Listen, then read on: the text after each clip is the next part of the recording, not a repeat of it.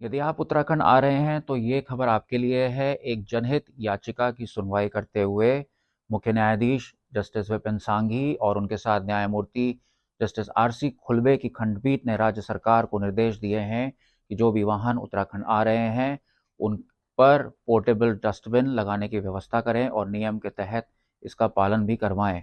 इसके साथ ही कुमाऊं कमिश्नर और गढ़वाल कमिश्नर को भी उच्च न्यायालय ने निर्देश दिए हैं कि जो भी सॉलिड वेस्ट फैसिलिटी हैं उन्हें अगली तिथि तक शुरू कराने के लिए सुनिश्चित करें। जो प्लास्टिक पैकेजिंग मटेरियल ब्रांड्स हैं जो उत्तराखंड में व्यापार कर रहे हैं उनको भी उच्च न्यायालय ने निर्देश दिए हैं कि जो भी वो व्यापार कर रहे हैं उसका एक ईपीडब्ल्यू प्लान सेंट्रल पोर्टल पर ज़रूर अपलोड करें। ईपीडब्ल्यू प्लान यानी एक्सटेंडेड प्रोड्यूसर्स रिस्पॉन्सिबिलिटी प्लान होता है, जिसमें बताया जाता है कि जो भी प्लास्टिक पैकेजिंग वो बना रहे हैं, मैन्युफैक्चर कर रहे हैं या इंपोर्ट कर रहे हैं, उनका डिस्पोज ऑफ कैसे किया जाएगा, इसका पूरा ब्यौरा जो है वो सरकार को देना है। यदि ऐसा नहीं होता है तो ब्रांड का रजिस्ट्रेशन भी कैंसिल हो सकता है और उनको बैन भी किया जा सकता है।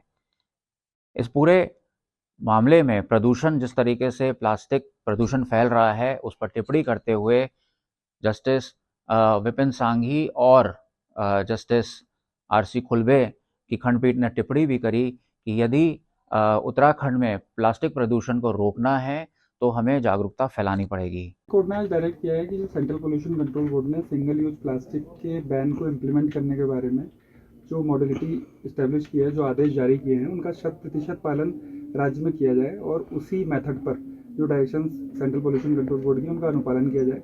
और साथ ही स्टेट पोल्यूशन कंट्रोल बोर्ड को डायरेक्ट किया है कि वो जितनी भी कंपनीज उत्तराखंड में ईपीआर के अंदर आती हैं जो प्लास्टिक पैकेजिंग से संबंधित हैं, उन सबके EPR plans timely central portal पर अपलोड करें। और सेंट्रल पोल्यूशन कंट्रोल बोर्ड को भी डायरेक्शन दिए कि जो कंपनीज उनके यहाँ रजिस्टर्ड हैं लेकिन उत्तराखंड में काम करती हैं, तो उनका कलेक्ट बैक प्लान क्या है ये भी वो पोल्यूशन कंट्रोल बोर्ड स्टेट का जो है उसके साथ शेयर करें।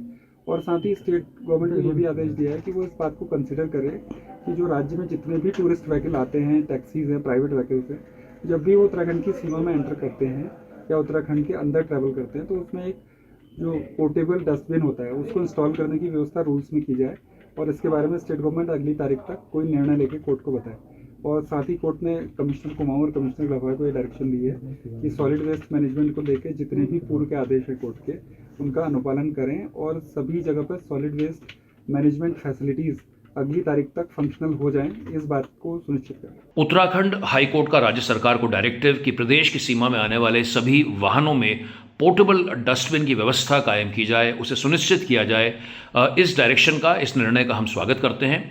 पिछले कुछ वर्षों में पूरे उत्तराखंड राज्य में अलग अलग कारणों से कचरा प्रबंधन एक बहुत बड़ी समस्या बनकर के उभरी है, तो चाहे वो शहरी क्षेत्र हैं, चाहे ग्रामीण क्षेत्र हैं, चाहे पर्यटन और तीर्थाटन के स्थल हैं। तो जहां पोर्टेबल डस्टबिन की व्यवस्था कायम करने का एक तरीका है, इसी के साथ में बहुत सारे अन्य ऐसे माध्यम हैं जहां पर काम करने की आवश्यकता है। रिस्पॉन्सिबल टूरिज्म को प्रमोट करने की आवश्यकता है।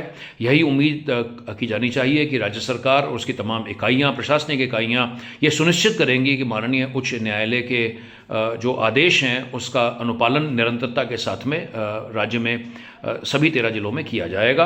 और इसके अलावा भी कचरा प्रबंधन की व्यवस्था को और दुरुस्त किए जाने की तरफ सार्थक कदम और प्रयास किए जाएंगे। अब देखना होगा कि इस फैसले के बाद राज्य सरकार कैसे इस नियम का पालन करवाती है और प्लास्टिक प्रदूषण को रोकने में मदद करती है। कैमरामैन अनिल बडोनी के साथ अंकित शर्मा, देहरादून, आज तक।